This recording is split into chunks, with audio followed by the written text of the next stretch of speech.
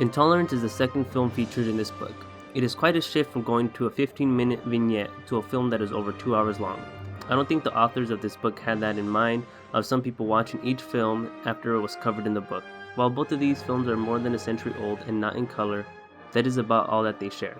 Intolerance is a strange film to myself because by several accounts of different scholars and reviewers, a polarizing film. Some will say that it's D.W. Griffith's best film, and others will say that it's not worthy of the mantra of being the first great epic. Before I get into the film, I need to say what this book does. It will review a film and why it is important to a segment, and directors and actors that play a huge role in cinema's history. It needs to focus on applying the importance of a specific genre or an identifying factor that makes a film special, why this film is chosen over others in the same time period. The reason I need to talk about this is because this book calls this film the first great epic.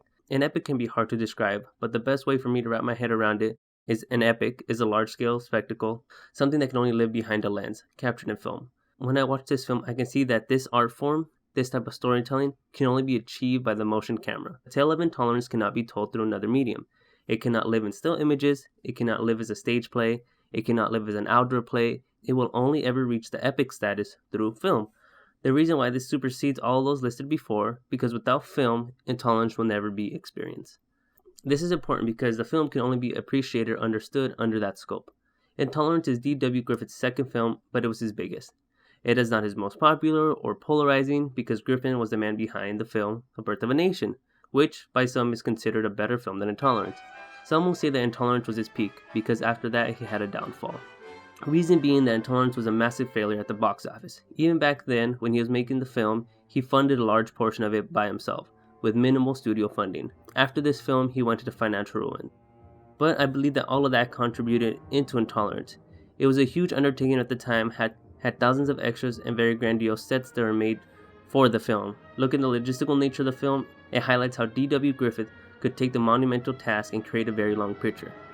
It cannot be understated how immense the film is. It spans four different time periods and are all interlocked in the same common factor of Intolerance, that some way came into a climactic finale. All four stories are interlocked with the woman that cradles the child in transitions between stories, linking them in a metaphor of a timeless struggle of intolerance that cannot be broken. Personally, I believe the film does not have a nuanced nature to it.